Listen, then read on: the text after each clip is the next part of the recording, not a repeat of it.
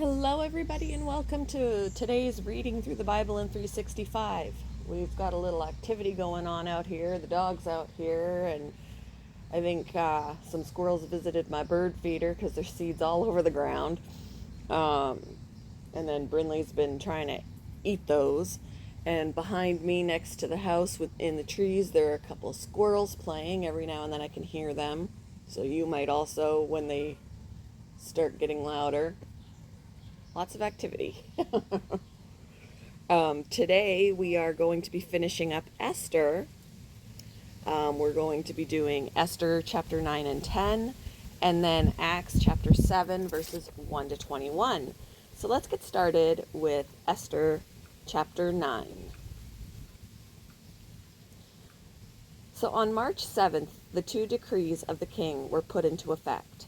On that day, the enemies of the Jews had hoped to overpower them, but quite the opposite happened. It was the Jews who overpowered their enemies.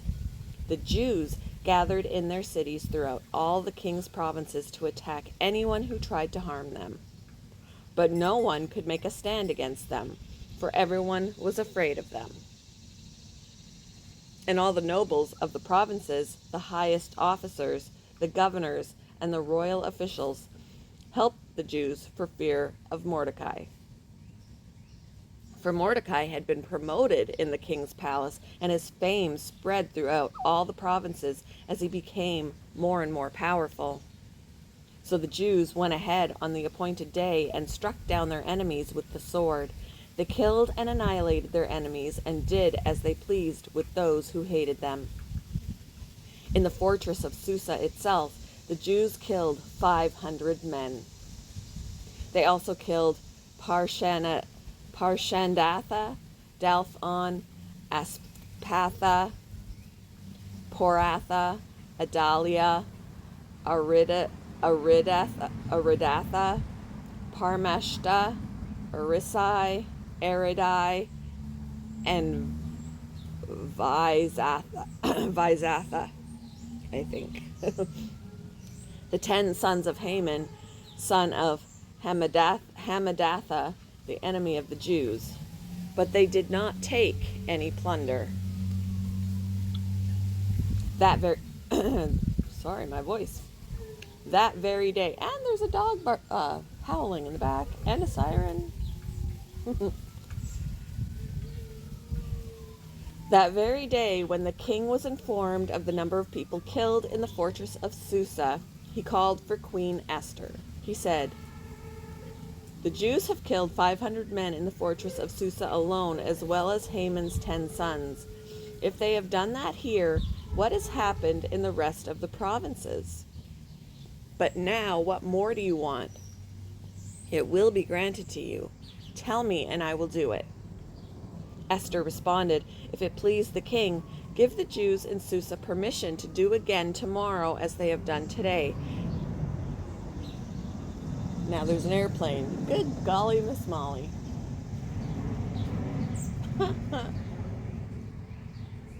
All right. "And let the bodies of Haman's 10 sons be impaled on a pole." So the king agreed. Oh, wow. I am not having any luck today.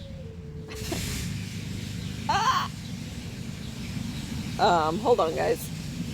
All right, I'm finishing up inside. Probably still hear it, but it's not near as loud as if I was outside. All right. So the king agreed, and the decree was announced in Susa, and they impaled the bodies of Haman's 10 sons. Then the Jews at Susa gathered together on March 8th and killed 300 more men, and again they took no plunder. Meanwhile, the other Jews throughout the king's provinces had gathered together to defend their lives.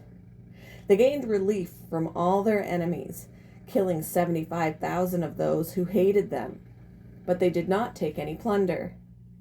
This was done throughout the provinces on March 7th, and on March 8th they rested, celebrating their victory with a day of feasting and gladness.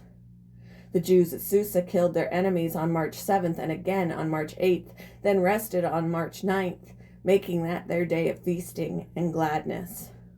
So to this day, rural Jews living in remote villages celebrate an annual festival and holiday on the appointed day in late winter, when they rejoice and send gifts of food to each other. Mordecai recorded these events and sent letters to the Jews near and far throughout all the provinces of King Xerxes, calling on them to celebrate an annual festival on these 2 days. He told them to celebrate these days with feasting and gladness, and by giving gifts of food to each other and presents to the poor. This would commemorate a time when the Jews gained relief from their enemies, when their sorrow was turned into gladness and their mourning into joy. So the Jews accepted Mordecai's proposal and adopted this annual custom. Haman, son of Hammedatha, the Agagite, the enemy of the Jews, had plotted to crush and destroy them on the date determined by casting lots. The lots were called Purim. But when Esther came before the king, he issued a decree causing Haman's evil plot to backfire, and Haman and his sons were impaled on a sharpened pole. This is why this celebration is called Purim, because it is the ancient word for casting lots. So because of Mordecai's letter and because of what they had experienced, the Jews throughout the realm agreed to inaugurate this tradition and to pass it on to their descendants and to all who became Jews. They declared they would never fail to celebrate these 2 prescribed days at the appointed time each year. These days would be remembered and kept from generation to generation and celebrated by every family throughout the provinces and cities of the empire. This festival of Purim would never cease to be celebrated among the Jews, nor would the memory of what happened ever die out among their descendants. When Queen Esther, the daughter of Abihail, along with Mordecai the Jew, wrote another letter putting the queen's full authority behind Mordecai's letter to establish the festival of Purim. Letters wishing peace and security were sent to the Jews throughout the 127 provinces of the empire of Xerxes. These letters established the festival of Purim, an annual celebration of these days at the appointed time, decreed by both Mordecai the Jew and Queen Esther. The people decided to observe this festival just as they had decided for themselves and their descendants to establish the times of fasting and mourning. So the command of Esther confirmed the practices of Purim, and it was all written down in the records. Chapter 10. King Xerxes imposed a tribute throughout his empire, even to the distant coastlands. His great achievements and the full account of the greatness of Mordecai, whom the king had promoted, are recorded in the book of the history of the kings of Media and Persia. Mordecai the Jew became the prime minister with authority next to that of King Xerxes himself. He was very great among the Jews. He held them in high esteem because he continued to work for the good of his people and to speak up for the welfare of all their descendants. That was an itty-bitty chapter. Moving on to Acts chapter 7, verses 1 to 21. Then the high priest asked Stephen, "Are these accusations true?" This was Stephen's reply. "Brothers and fathers, listen to me. Our glorious God appeared to our ancestor Abraham in Mesopotamia before he settled in Haran. God told him, 'Leave your native land and your relatives and come into the land that I will show you.' So Abraham left the land of the Chaldeans and lived in Haran until his father died. Then God brought him here to the land where you now live. But God gave him no inheritance here, not even 1 square foot of land. God did promise, however, that eventually the whole land would belong to Abraham and his descendants, even though he had no children yet.